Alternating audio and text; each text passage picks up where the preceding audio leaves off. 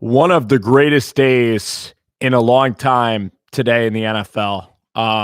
It was just incredible. There were so many amazing performances. Gonna put on my headphones just so I'm in tune with the microphone. But today's 49ers Saints game was absolutely amazing. It was drop dead fantastic. And Chris, how are you? Today's game between the 49ers and the Saints, I mean, Jimmy G down the stretch having to hit George Kittle there on that play. Kyle Shanahan brings out all the trick plays. He has check, with the option route to McKinnon. Also Kyle Shanahan called a reverse where Emmanuel Sanders threw the ball, I think, also back to McKinnon. It was amazing, and it was such an incredible game. Drew Brees at the end of the game. It's just a game in the dome. Like the 49ers defense, a lot of people said that Jimmy Garoppolo was being carried by this great defense, but today he showed why he is a winner, because if the game requires him to play ball control and the 49ers win 20-14 and he only throws for 160 yards, then that's fine. But today the game required Jimmy G to go over 300 yards, throw 3 TDs. And all of Kyle Shanahan's offense, I mean, the trade with New England now looks, it really was perfect, because, this is a game that CJ Beathard and Nick Mullins, they don't dream of winning. And this was Jimmy G's moment to come out there, stand toe-to-toe with Drew Brees in a shootout. And now the 49ers have a chance to win home field. And if you win home field, the regular season's very important, because that final game in week 17 in Seattle is going to be for the first round bye. It's going to be for everything. And that game up there in Seattle will pretty much tell us who can go to the Super Bowl. And I believe if the 49ers win that game, then they're going to be going to the Super Bowl. So it was absolutely incredible. You know what? I am going to talk about all the games. So all comments are actually welcomed. I appreciate everybody. I'm going to hop around. So I wanted to start off with the first game being the game of the year, being absolutely a spectacle, being absolutely incredible. And Jimmy G, 350, 4 touchdowns. I was watching all of these games, and it just elite level football everywhere being played. So many incredible performances. I'll take this off temporarily. Actually, it feels better with it on. It feels better on. So how about that? Let's talk about the other premier game, Buffalo and Buffalo. First of all, for Jimmy Garoppolo and George Kittle, it was an amazing moment for Gould to make the field goal. The defense was not good today, but that's just Drew Brees being elite. Okay, so it was a shootout in the dome. It's going to happen. Games are going to be played like that. Doesn't mean the Niners defense sucks. It's just one day of them not playing that well. And luckily, the offense was impeccably good, and Eli Apple got roasted really badly. Now I'll talk about the Bills game. I thought the Bills defense played their balls off today. They played really well. The Hayden Hurst play obviously hurt them. Brian Dable on 4th and 1 calling running plays and then not running the ball on first down. Josh Allen was erratic today. He has this bad habit, and he fell back into the habit of rolling out of the pocket when he should have been hanging in the pocket and making throws happen. Bills defense played good enough to win. Their offense, they didn't really have anybody on offense that could be a lead. I mean, Singletary was keeping them in the ball game. It was an ugly Ravens win, but the Ravens are a complete team. Their defense was great, and Lamar Jackson did just enough to win. Game played out kind of like I expected. I actually gave the Bills a chance. And in the first half, if that Robert Foster play would have been a pass interference, I think that the Bills would have possibly had a chance. And they certainly had their chances in the game. They were right there, down 4, down 4 most of the game, getting the ball. Second and third quarter, the Bills had their chances to mount big drives. They couldn't sustain drives really. Baltimore's defense was just really good. I think Bills Steelers will be an awesome game, but the Bills are pretty much locked into the 5th seed, and they're going to have to still do some work. So it was awesome.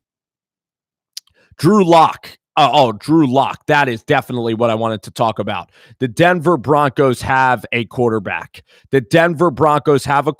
Scott, I completely agree with you on Drew Lock.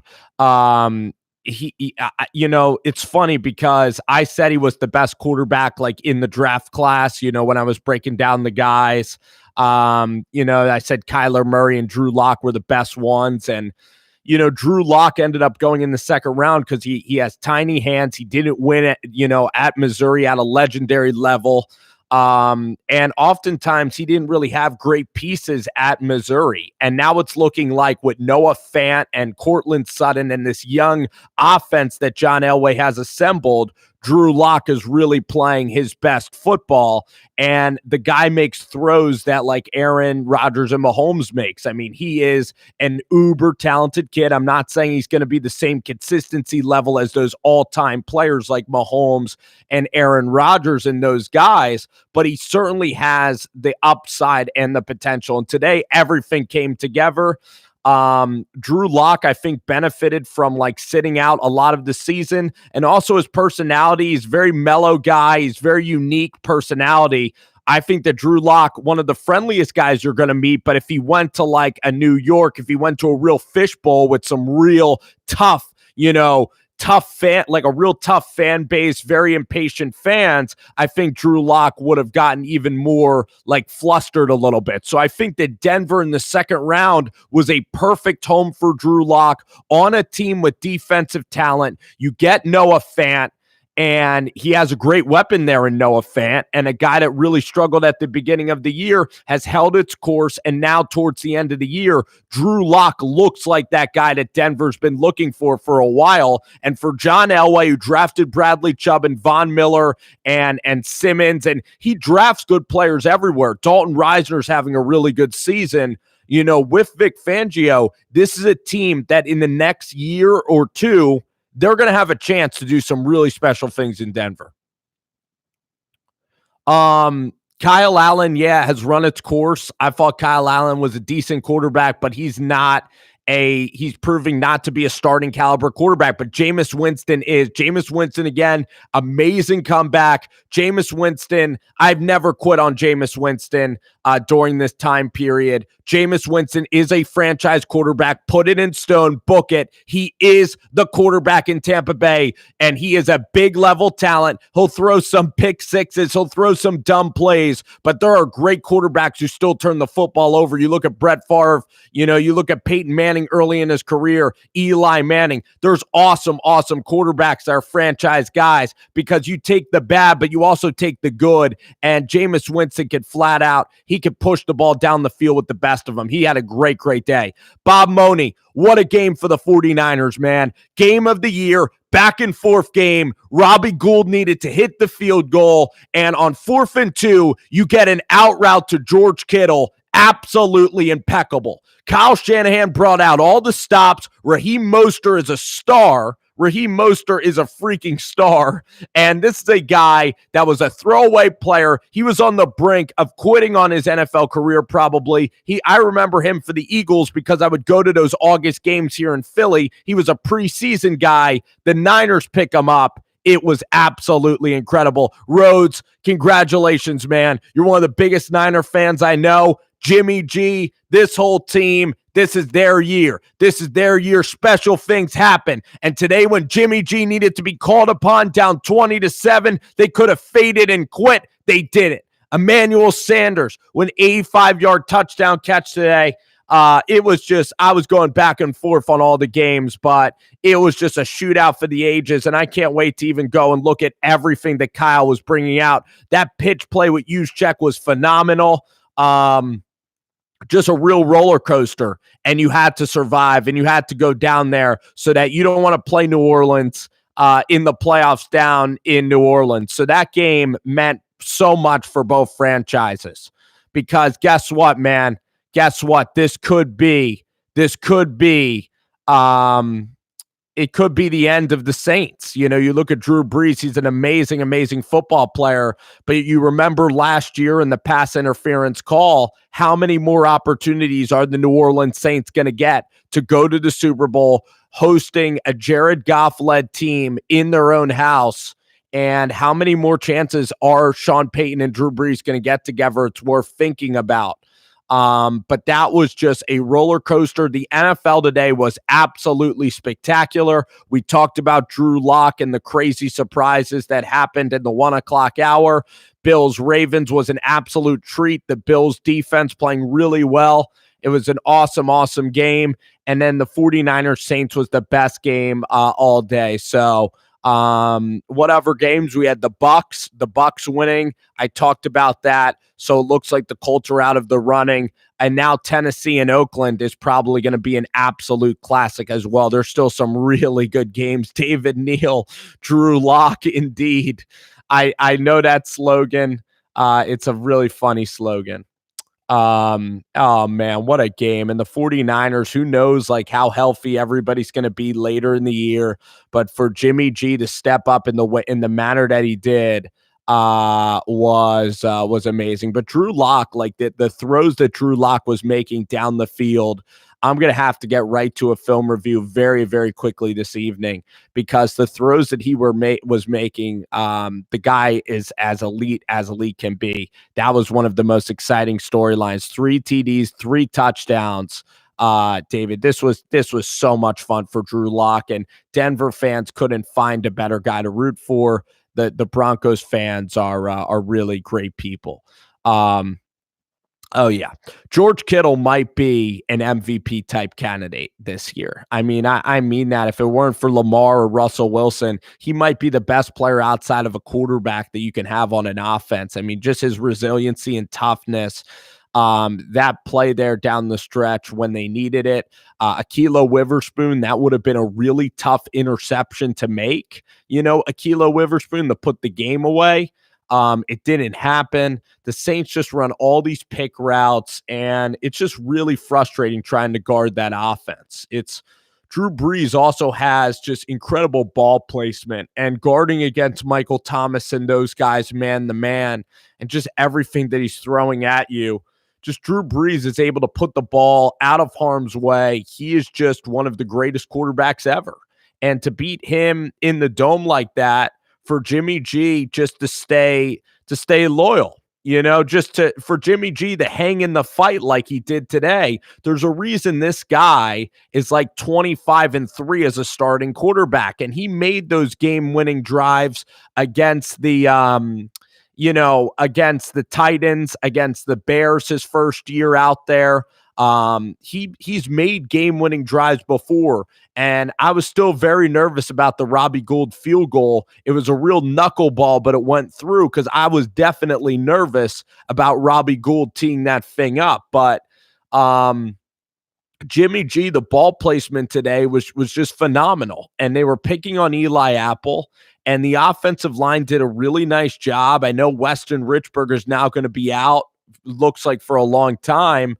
But John Lynch sprinting on the field like that, it's a culmination of an amazing team win. And for all those people who said the defense is carrying Jimmy Garoppolo, this is the real sign of a team, that you can win in a multitude of ways. And now this defense and this team's going to get even tighter, because the offense knows how good this defense can be. Like the 49er, like the Packers game, nobody was saying like Jimmy G was the catalyst for winning against the Green Bay Packers or the Cleveland Browns or earlier in the season against some of these teams. But now you're seeing the offense start to catch up to the defense. You're starting to see Emmanuel Sanders, and Shanahan is absolutely a brilliant, brilliant coach. And now you're seeing the fruits of Shanahan's labor. That pitch play from Juszczyk, the trick play with Emmanuel Sanders throwing that touchdown. Today was a wild, wild game in the Dome. It was an exceptional game. I would have loved to have gone to that game in New Orleans. If I could have picked one regular season game to go to, it would have been in the Dome. It would have been in the Dome. I think that, so first off, the 49ers need to go up to Seattle and find a way to run the football. They need to find a way to get to Russell Wilson. Let's see. I think Seattle can lose tonight, okay? So if Seattle loses tonight, there is a way that the 49ers can still win before that last week. But let's look at who Seattle has. I think Seattle's losing tonight to the Rams because the Rams are coming on and playing really, really good football. So Seattle, because the Rams, they just beat the Cardinals really badly. The Ravens embarrassed them. And I think that Wade Phillips and this Rams team is going to play really well. And again, they played the Seahawks really tough. They had a kick to win the game. Jared Goff actually stepped up and played good against the Rams. Unfortunately for Seattle, or for the 49ers, the thing that really sucks is that in hindsight, the tie would have really helped. I don't see the Panthers beating Seattle next week. That would be very, very surprising. And then Arizona is really kind of quit on the season. They're already down big. So no matter what, even if the Seahawks get to their third loss, it doesn't really matter, I don't think, if the Seahawks get to the third loss. Yeah, it doesn't matter. It's all going to come down to that last game for the number one seed in the playoffs. And now a lot of people, that's good that the Kansas City Chiefs are winning in New England. I actually picked the Chiefs because the Chiefs are on kind of a roll as of late. It's nice that it's 17-7. The Chiefs are a really dangerous team in the AFC. I think that they might be my pick to go to the Super Bowl. Or I really think it's Chiefs or Patriots. I don't think it's the Baltimore Ravens. The Ravens have been the darling of this year. That's the popular pick right now, so I'm going to go elsewhere with that. But the thing that I'm going to say is that I'm not one of these guys that's in favor of, of having the NFL be like the wild card. If a wild card's at like 12-4, then a wild card shouldn't have to go on the road. I like the fact that you can win a division championship, that you can win a division title, and that you get to host a home game. And usually when you win the division championship and you play the top wild card, it makes for amazing storylines. And also, if you go back to the worst wild card teams or the worst division winners ever, some of the worst division winners actually caught fire in the playoffs. Like that year of Marshawn Lynch when he had the amazing, get off me run, where he got like 15 people on the Saints to not tackle him. That was like a 7-8 and 1 like Seattle team that and they beat the Saints badly. So if the Eagles play like the Seahawks in the first round of the playoffs, or if the Cowboys play Seattle again, I believe actually that the NFC East champion will have a really good opportunity to win a playoff game in these playoffs. I really truly do. And just because we have an anomaly in the NFC, which means just because we have something so unique with the 49ers and the Seahawks both dealing and winning these games, doesn't mean that we need to scrap this entire system of the top-seeded wild card having home field privileges. I like the way that the NFL is structured right now.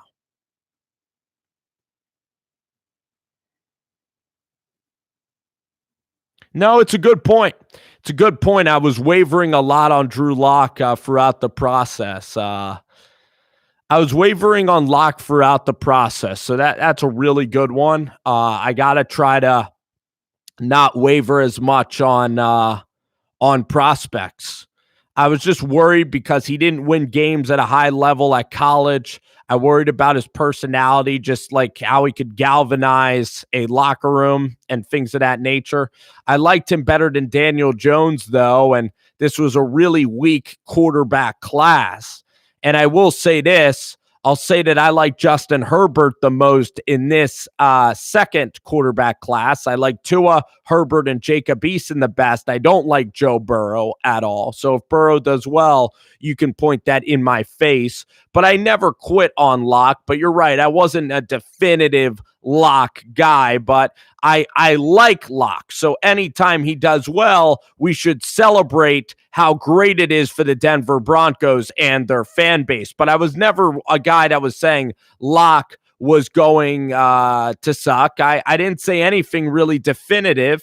And that was really my mistake. I wanted to let it play out with Lock. I said in the right system, he could be really special, because I think if Drew Lock went to the Giants and the Giants fan base expected Lock to save their franchise and he was out in the cold and he was struggling, I think that he would have trouble with the big media. And I think that other fan bases would too. And Lock had an incredible day today. I don't think that he's going to be some like Mahomesian amazing player, but I think Lock can be good. I think you're going to have the good with the bad with Drew Lock. I think you're going to, again, have ups and downs. But today was a huge ups. Today was absolutely amazing. And today showed the potential of Lock. And today was the most fun game that Denver Broncos fans should have had watching their team play in years.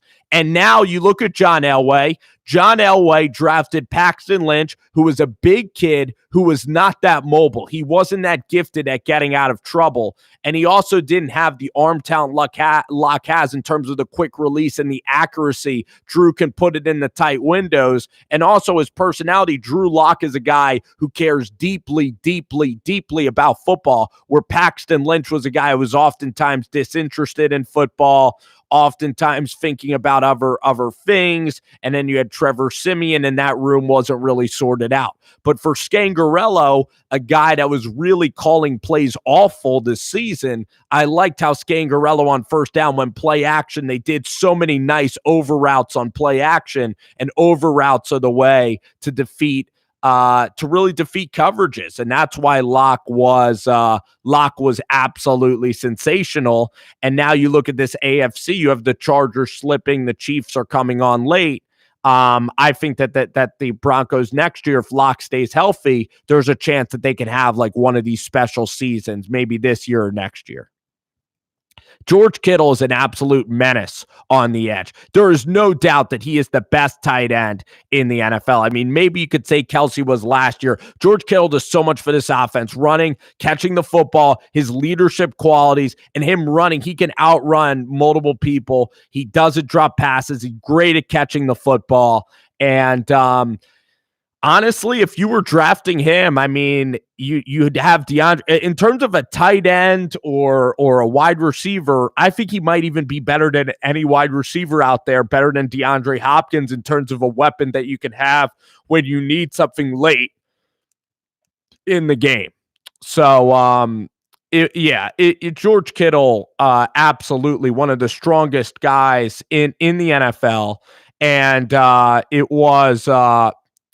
George Kittle by far is the number one tight end in the league. He's also the number one weapon in the football league. I mean, there's certainly some good running backs. I'd even I'd take him over Christian McCaffrey. Honestly, if I had to start a franchise, I would take George Kittle over McCaffrey. Yeah, I would, but Saquon Barkley is a very talented player. But still, I mean, Kittle, you can't say enough good things about the guy, and he was so clutch. Good question about Noah Fant. Could he be a top 3 tight end in the future? Well, you look at Kelsey. Zach Ertz has taken a big step back. Who else is? Yeah, I definitely think that Noah Fant has that ability to be a pass catching tight end that could really be elite level. I would say yes, because you look after Kelsey and after I would say after Travis Kelsey and after Noah Fant. Try to look at the other tight ends like in the NFL that you could select, and it's even hard to like come up with it's even hard to come who else are the top 3 guys on the after these guys. I think Jimmy G could be an all-time great quarterback. Been saying that since day one, that Jimmy G is going to be a guy who can win multiple Super Bowls, that Jimmy G is in the mold of a Tom Brady in terms of his clutchness at the end of games, and he's in the franchise where if he wins some of these Super Bowls, he will be a Hall of Fame quarterback. And he's very accurate, doesn't turn the ball over, and a guy that's a really, really good leader, one of the best leaders, kind of a quiet leader in that sense. and really no off the field stuff with Jimmy Garoppolo. He's very, very mature. And I've said that his quick release, he's one of the more talented guys you're ever going to see play the game because of his quick release. And in the Shanahan offense, it's a perfect blend. Oh, yes, that's a good one.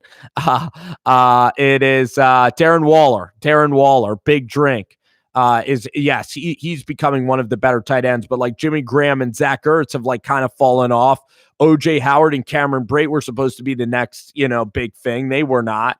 Greg Olson's still pretty decent. Greg Olson's, but he's going to retire. So again, you're seeing more speed wide receivers. Yep. Deebo Samuels is terrific. I think Bourne after Sanders certainly will get more opportunities. So, oh man, was this fun today? Was this fun? Drew Lock absolutely was all swagged out. It would be amazing. Yeah, George Kittle, one of the best players in all of the NFL. Imagine if George Kittle was like in the MVP discussion. I mean, we're going to have to look at the guy's stats, but the guy's one of the best I've ever seen. If I had to compare him to a tight end, it would almost be like Antonio Gates, but he's almost like Antonio Gates, but he has like the shiftiness of a Jeremy Shockey. Like imagine a Jeremy Shockey who never got hurt, who is actually a really good leader and not like a tough locker room guy to deal with. I have to, casual viewer, I have to, but not only on Jimmy Garoppolo, I have to do a breakdown on every single like incredible play call from this game. It's going to take a while to digest watching this game again. I want to watch it even cover to cover again. Take notes on it, enjoy it, because it is one for the vault. It is one for ESPN Classic. It is one of the great Niners games you'll ever see. And if they go on to win a championship, this is the one. I mean, after that physical game in Baltimore, to be down 20-7, to have the Saints just rolling early in this game, yeah, it's just that dome is just a really crazy place to play. And then Will Lutz can hit field goals from anywhere as well. Well, the Titans are good because Derrick Henry is finally reaching his true potential. Ryan Tannehill it's been an amazing story with Ryan Tannehill. But you guys have been awesome. Yeah, I don't know why ESPN Classic does not exist. I don't know why there's so many useless channels on. It would be good to get it would be good for the Niners game to be shown on like the Niners Vault or something. But yeah, I mean, do I have any hot takes about today? My hot take is that the Kansas City Chiefs could end up going to the Super Bowl. I might end up I'm still going to take the Patriots, but then second in my hierarchy, I'll go with the Chiefs, but I still am taking the Patriots. I'm going to ride the Patriots till the Titanic breaks down, all right? Yep. Drew Lock, amazing game. Absolutely. I think Drew Lock today, I think he's going to be a franchise quarterback. I'm not going to go as far as saying he's Mahomes and stuff. I'm not going to do that yet. There's a couple of guys I do that with, like Tua Tagovailoa. Trevor Lawrence is going to be like sensational. There's a couple of quarterbacks that I will prematurely tout their abilities. I even think Josh Allen in the future is going to be sensational for a long, long time. And I've been firm on saying that Josh Allen's going to be great quarterback. I've been saying that for a really, really long time. I've been saying Baker Mayfield as well. Baker Mayfield and Josh Allen are all going to work out. Baker and Josh are going to be sensational players. And I'm going to say that Drew Lock is also going to work out. I think Baker, Mayfield, the Odell Beckham thing, I didn't even mention that in this video. But again, it's I have some opinions on that. Again, it's more credence to what Dave Gettleman did, getting rid of Odell Beckham, because Odell Beckham's not happy anywhere. He has his best friend there. He has a young quarterback that he practiced with all the time. He has Kareem Hunt and Nick Chubb in that backfield. And he also has David Njoku, who's been hurt the entire season. He has Myles Garrett on the defensive side of the football with Olivier Vernon, who might be able to get back healthy. You have tons of cap space in Cleveland, or you had tons of cap space with young rookie deals at the quarterback position and such, and he still is not happy. He's still not happy in Cleveland. And this is a guy that's going to chronically just be unhappy and try to march on the other teams, like he's going to Jimmy Butler his way out of Cleveland, it turns out. And will Odell Beckham be happy somewhere else? I mean, he hasn't been happy really anywhere since becoming a professional football player. You need to understand that as a wide receiver, you're not in control sometimes of how many catches you get because you have to play within a game plan and such. So Odell's still a good player. As long as he keeps practicing, he'll be fine, and he will help out some teams. He is a good player. And I think that Odell, as he starts to get older in this league, I think eventually he'll find a home. He'll just relax a little bit more. I don't know. But the point is, the Giants are done with him. He's just whiny. He's pouting all over the place. It's ridiculous. He's making millions of dollars. He is in a much better situation than the New York Giants, and yet he is still spoiled, a little bit unhappy, a little spoiled. You don't see every player on these other teams go out before games and beg to be moved. And that just shows you the dynamic in Cleveland is off when Odell Beckham before games is publicly talking to other coaches wanting out in that locker room. You could tell that locker room is very fractured. And the fact that John Dorsey and Freddie Kitchens thought that it was a really good idea to bring Odell Beckham into a place that he had no interest in coming in just shows you John Dorsey doing an awful job as a GM of bringing in these wide receivers that really don't mean anything and not devoting the team to being a running first team with Chubb and Hunt, which was the problem. So, alrighty, guys, have fun. Have fun today. Enjoy the rest of Football Sunday. We still got some good ones. Take care, y'all. Thanks, guys.